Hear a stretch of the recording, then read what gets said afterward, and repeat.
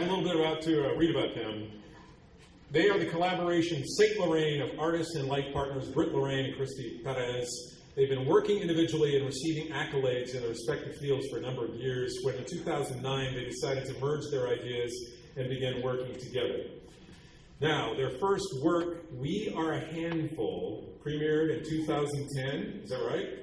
At the McNay Steeren Center for Contemporary Arts here. They have created 4 other performance installations since 2010. They began work on a label for custom design handcrafted goods. Their newest work is Giving to Get. That'll premiere this March with San Antonio CAM perennial Bite Like a Kitty. Is that right? I never get to read that on the news. Bite Like a Kitty. It is curated by Bill Arning of the Contemporary Arts Museum in Houston. They continue to rigorously pursue both their solo projects and collaborative works, utilizing the various languages of movement, sculpture, and design. They're invested in pushing a cross-discipline approach to making. Making is in quotes. And in this respect, their work maintains a highly experimental tone, resulting in its own unique aesthetic. And you're going to find out more about them. Please, now, welcome Kristy and Britt.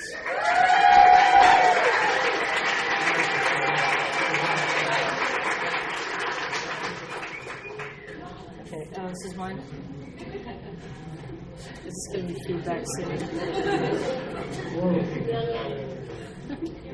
Okay. Hello, we are St. Lorraine. Thank you for coming to see us. I'm going to kind of read and kind of talk, and then we're going to show you some slides. I just want to say a few things before, because the way our slide presentation worked out, it's just better to do it that way. So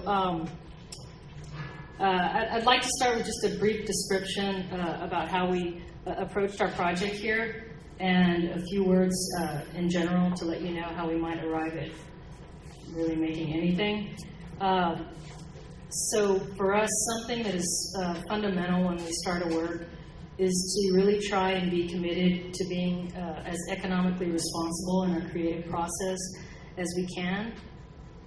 That is to rely on what is already present, so that the quality of anything that exists in our world can perhaps be utilized, and hopefully that quality can remain inherent in the work through to its fruition. What we find by reminding ourselves to be economical is that what ends up happening is we make up less and instead just bring light to what it is that we notice. Sometimes this makes for a really beautiful or strong expression, and sometimes not. We like to say beauty might show up. So while working in this experimental way can at times be a bit risky, it really helps us to know that we aren't relying on a crutch to convey meaning, and that really keeps us motivated and moving forward. We feel a level of responsibility as artists who put our work out there to share our discoveries by means of that which is universal or even common.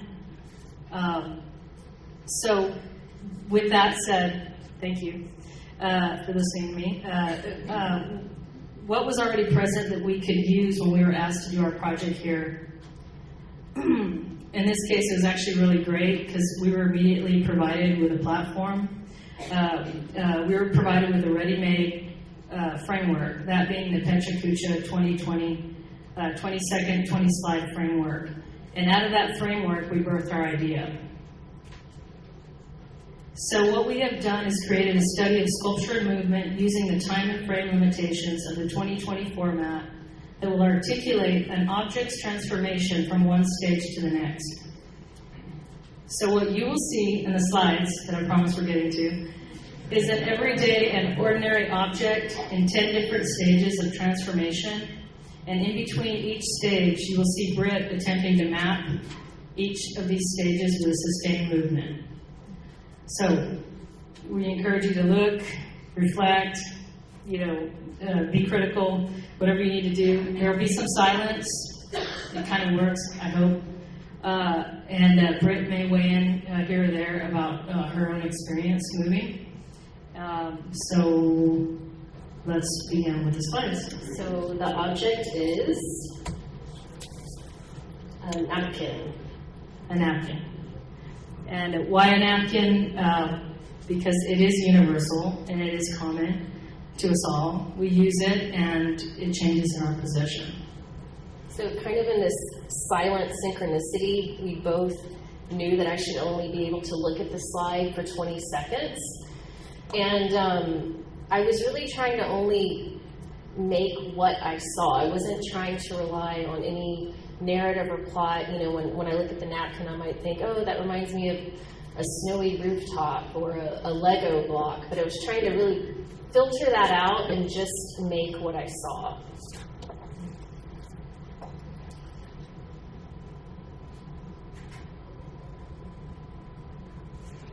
So everybody holds a napkin at some time, I'm sure.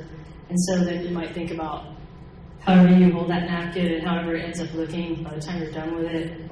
And if you had to articulate that, it might be really different from the person sitting next to you. I'm sure it would be. This is kind of where we're going with this. That first crumple you made was so relieving to me, because no matter how confident or how much expertise I think I have in movement, I felt defeated. I actually got very emotional. I didn't know what to do because there's no rising action to the climax. The napkin itself is a climax on its own. So once it started to get crumpled, I felt a sincere sense of relief. And in my head, I was just simply taking an object that was in open form and trying to close it in 10 steps to see if that could be done. I remember this pose, you just like busted that one out like really fast. I was like, whoa. I don't know what you saw, but yeah. This one, I remember thinking nothing, which was, again, very relieving, just being in my body. And I think you'll see that when the pose comes up.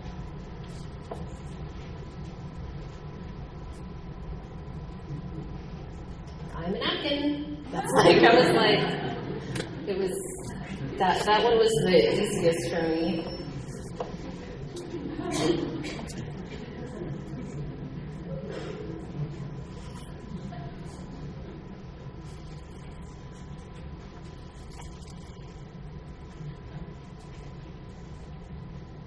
So I was really trying to make this napkin go down, but, you know, speaking of memory, Britt only had 20 seconds. We used the 20-second thing also to look at the napkin and then try to make the move. I was really trying to get that napkin to stay still. And it is hard to be a napkin. This one I'm like, help! Like I couldn't think of anything else. And I was like, that's great. Don't think. So I mean, we really laughed at this picture. I don't know. But I couldn't try to redo it because that wouldn't be authentic. So I just, left it alone. You always need humor when you're doing a PowerPoint.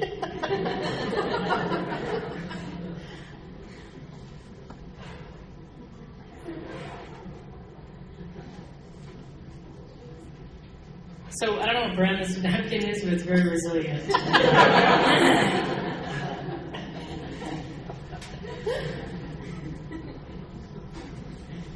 What can you say about that photo? The napkin, well, it's actually one of your sculptures that had text on it, and we flipped it over. So the napkin that we used, yes. Yeah, you're right.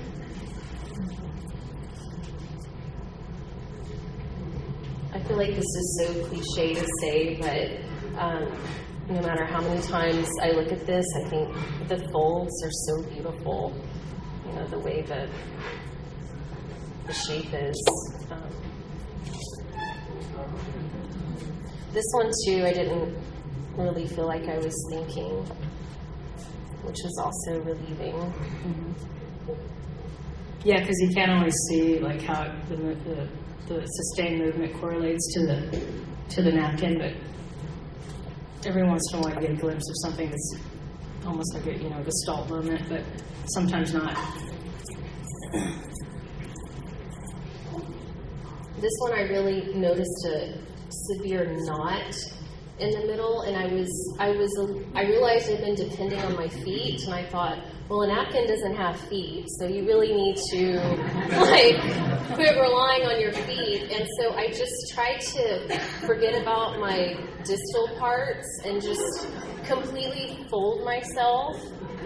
And I mean, I like it. I think I did that. But I remember I did it, and I was like, okay, this one was driving me crazy because it looked like a chicken, and we have chickens in our backyard. And I was like, no, don't make a chicken. Don't make a chicken. Can you see it? It's like, you know, its little foot and No, we everything. can't. But and then I thought, well, if I fight it, then I'm not so, anyway, that's what happened. You can only filter so much when you're fighting it, so I just was like, all right.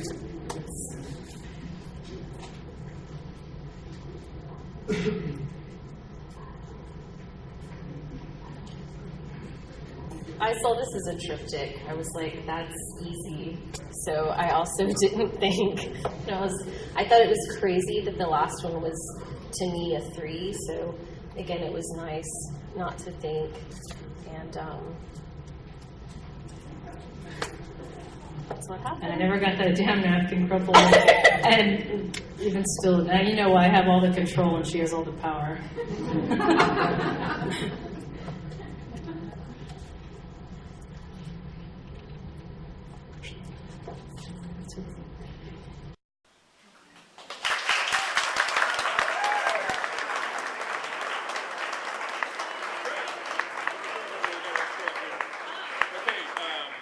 Questions, but first of all, you're way too deep for a news guy. I don't know.